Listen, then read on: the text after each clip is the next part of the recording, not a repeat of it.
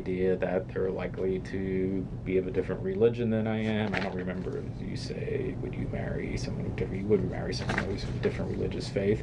So out of some of those possible things, what do you think's going into why you're making those distinctions? A lot of it would be like non-experience with these people, and a lot of it would be like culture too.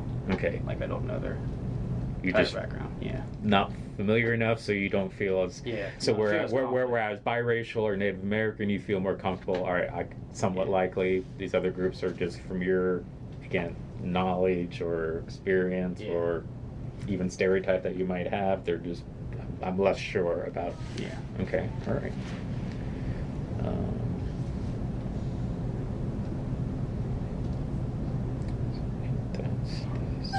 That's the same basic pattern there between dating and marrying. Yep. And then I would assume that that's basically the same kind of explanations for the. Okay. Yeah, that was a lot of my responses. So. Okay. If you said yes to marrying someone who is biracial, select each biracial individual you would marry.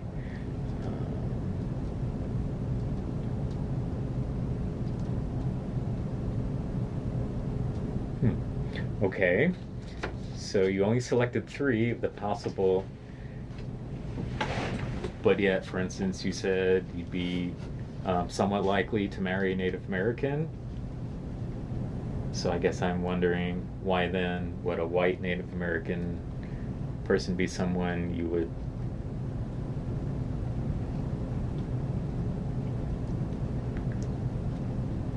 not be inclined to marry?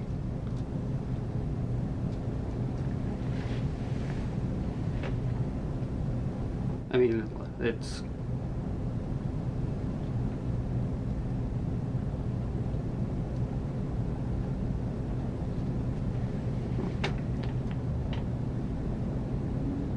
All right, so you're saying, yeah, I would marry a white Hispanic biracial individual. I would marry a white African American biracial individual. I would marry a white Asian biracial individual. But you didn't select, again, like for a white Native American biracial individual. But yet, here you're saying that you would actually, Native American, be somewhat likely to marry. So I'm just trying to understand. I think I might have just contradicted myself there. Okay, so that's why I'm giving you the chance to. So, I think I probably should have circled them. So that's probably what I meant to do. I kind of contradicted myself. Let's see. Okay, so this African. So you didn't select that. That would make sense. Middle Eastern. Didn't select that. That would make sense. Indian American. You didn't select that. That would make sense. But just this one doesn't make. Yeah. So you would be open to. Yeah, I would be open. Okay. Yeah. Sorry about that. That's all right. No. So parents here.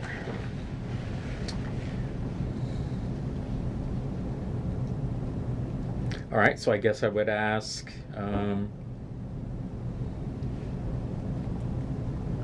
how important is what you perceive how your parents would react to in terms of your own choices or affecting your own choices? I mean, would you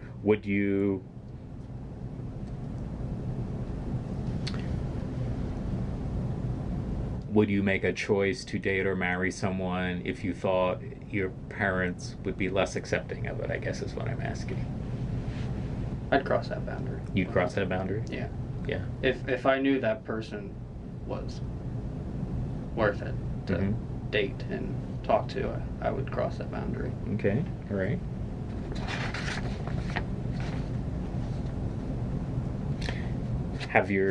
Again, you're saying, all right, so actually, it's all either yes or unsure.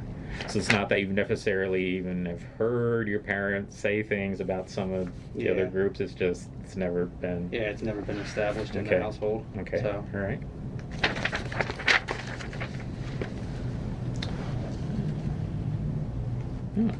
Fairly diverse friendship network. Is that primarily from here on campus?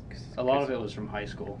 From high school. Yeah, Okay. there's a few individuals, like the Middle Eastern. I was good friends with him throughout 9th through 12th grade. Okay. Yeah. All right.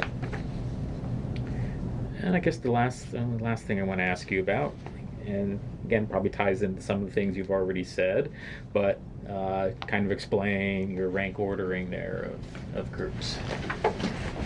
I mean, number one, white. I've grown up around whites, and I've basically dated primarily white people. So, number two, I put Hispanic. I have a couple of Hispanic friends, so I feel comfortable around them. Number three, I put Asian American. I don't have very few, but I mean, I feel confident that would fit there.